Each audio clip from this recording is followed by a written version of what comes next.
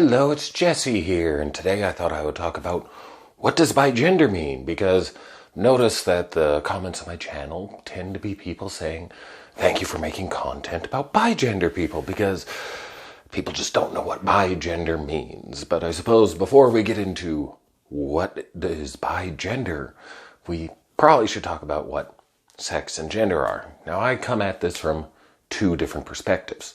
The first perspective is obviously being somebody who experiences a few things a little bit different about their gender. That's just the way it goes.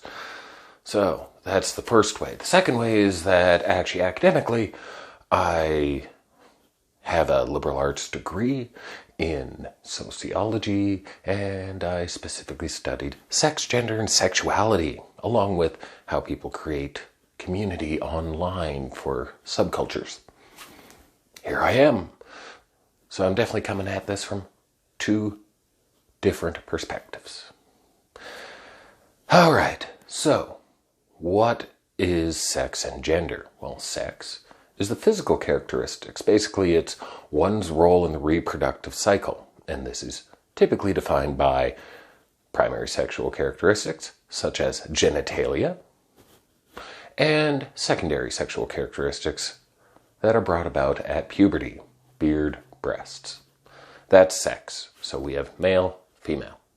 That's sex. Then we have intersex. That's it. That's what sex means.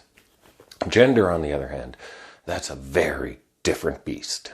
Gender is the social constructs that exist around sex. They are dependent on time, culture, norms, mores, everything else in a society, and they change across the board. So for instance, if we look at the gender roles for women in North America in the 1950s compared to 2020, those are two very different gender roles. Some of those traditional gender roles are still there and hang on, but I think we can all agree that there is definitely more flexibility in the feminine gender role now than there was 70 years ago, at least in day-to-day life. If we're thinking about in terms of what's put out on TV and radio and all those other places, it might not seem quite as forward-thinking as we would like. But yes, gender is social. It is the social roles that are typically assigned to a sex. Okay, so what does it mean when somebody's gender or gender identity, or I suppose I should talk about what gender identity is, because some people get very confused about this and they say stuff like, I identify as a cucumber. Yeah, well, screw you, buddy. Okay, so what is gender identity? Gender identity would be best described as the role that somebody is more comfortable taking on.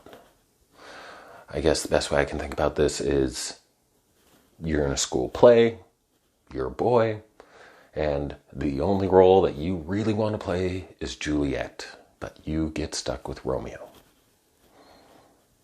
I don't know why I would use that one. That's not the worst of the Shakespeare plays.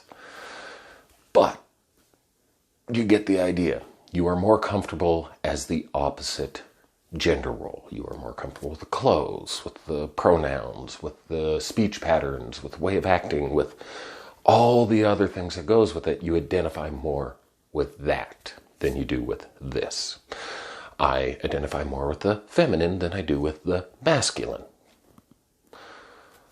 Does that make sense? Okay.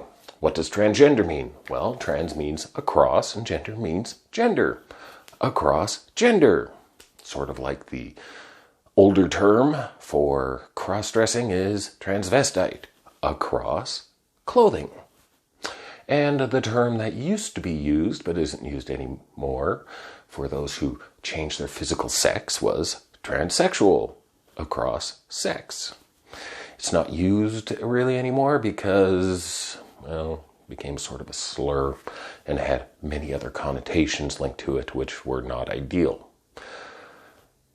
But somebody who would have been transsexual, under the most technical of terms, is physically changing their bodies. Medically, or in some manner of that. Somebody who's transgender is taking on a different gender role and does not necessarily need to have any medical or physical manifestations of that. Does that make sense? Because that is the most baseline and the most clinical terms that we can make clear. So, what does it mean to be bigender? Because people understand, as much as those of us in the LGBTQ plus community go, well, it is a spectrum and there are many different genders. For society as a whole, there's two: masculine, feminine. Those are the two gender roles. Yes, there is a spectrum in the middle, but as far as society views it, you have this one and this one. And there's quite a bit of overlap in society. Doesn't mean that you are stuck here, and this is everything, especially nowadays as compared to 70 years ago. But there are only two in society: the masculine and the feminine. We may identify somewhere in between, which is fine. But you have to understand that for most people, there's two. Bigender can sometimes be seen as a subset of gender fluid. Somebody who's gender fluid may be masculine and then switch over to feminine. They may be in the middle. They may have men's dress shirt and women's skirts. Basically, it's somebody who can fluctuate in between. Those of us who are bigender tend to be here or here. Right? We have two.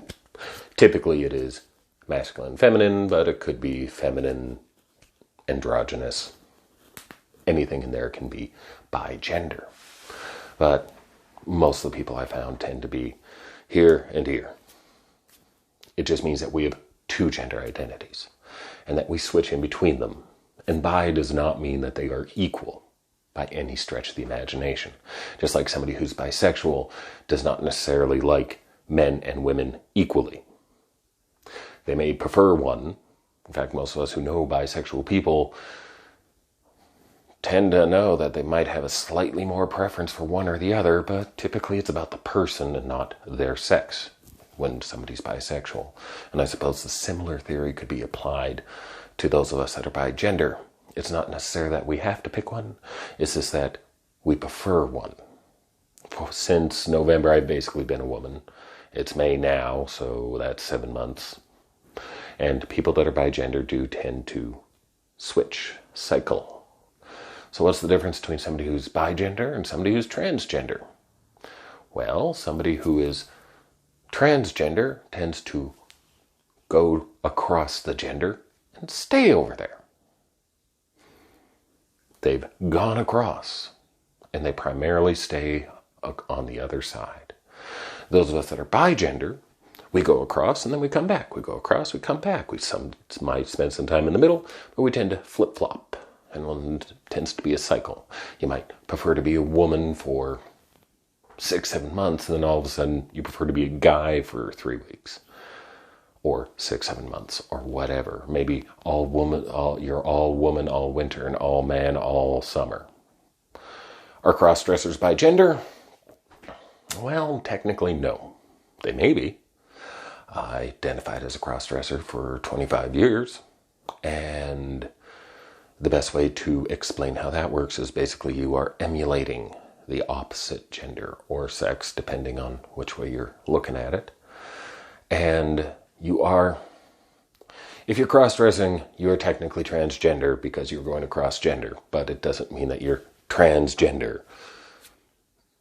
Again, it's on the spectrum of going across. So somebody who's a cross-dresser might be bigender, but that's not typically the definition that's applied. Does that make sense? And people go, well, why can't you just pick one? Just like they do with people that are bisexual. Well, A, I don't have to. B, why would I want to? I can have lovely t-shirts and I get to have suits. I get to have all the clothing I want. I can shop from either side of the store and be whomever I feel like that day.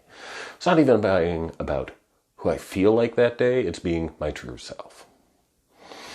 And my true self is more her than him on that bi part. I'm 80-85% woman, 15-20% man right now, probably, if we're using the more traditional aspects of gender definition.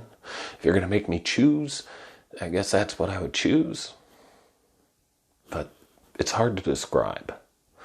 People that are cis, meaning their sex and their gender identity line up, can't fully understand why there is so much confusion. And I cannot totally understand why they would have such confusion, because they don't have this disassociation with inside of themselves. They're a girl, and they are totally cool with being a girl. They're a boy, totally cool with being a boy. And I totally understand why they would not understand transgenderism and bigenderism and all these other aspects. And I also find that people that are cisgender have an easier time understanding transgender. Those people that go across and stay across. They're like, oh, okay, this one doesn't work and you go over here. Okay, I can understand that. But those of us that tend to flip-flop or exist somewhere in the middle or in between, they get a slightly more confused, which I understand. And all of us that do not strictly adhere to traditional gender norms do need to make an effort to understand that somebody who's cis and never thought about their gender identity might have a tough time trying to figure out why we would be going across it, what the deal is, what drives us here. It doesn't mean that we have to put up with crap from them. Obviously, if somebody's being a jerk, they're just being a jerk. If they're being willfully ignorant, they're being willfully ignorant. If they're ignorant just because they don't know and they're willing to learn, great. Great opportunity to educate them. And I know it's not easy. After all, I am a guy who got a degree and with a lot of feminism classes and a lot of feminist theory. And that was not always comfortable because, well, there's certain expectations of, oh, well, you just can't understand this stuff. It's like, no, I can understand this stuff from a different perspective. Guess I've always been an outsider.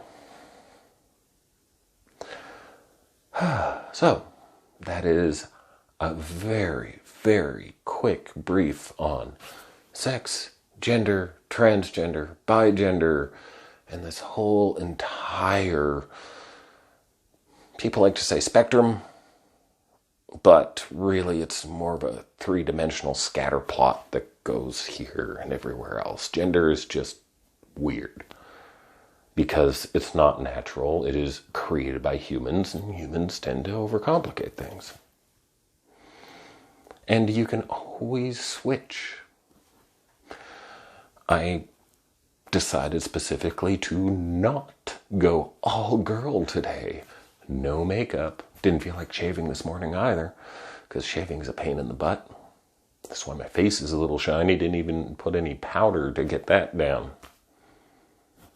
Totally comfortable with this. No makeup, slight 5 o'clock shadow, breasts. Why not?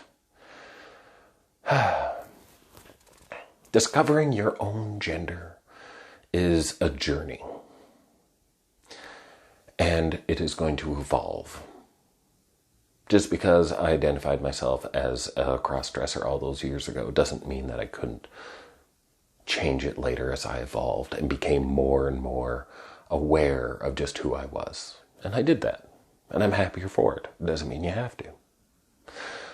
Maybe you'll be a crossdresser, and then you go, maybe I'm actually bigender.